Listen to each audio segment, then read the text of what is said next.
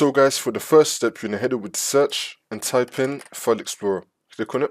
And then once you're on this, on the left hand side, you're going to scroll down and then click on this PC. Now you want to find the drive where you have Windows installed on. It's going to have the Windows logo on it. Double click on that. And then click on Windows. Now we're going to find the Prefetch folder. So we're going to scroll down till we find Prefetch.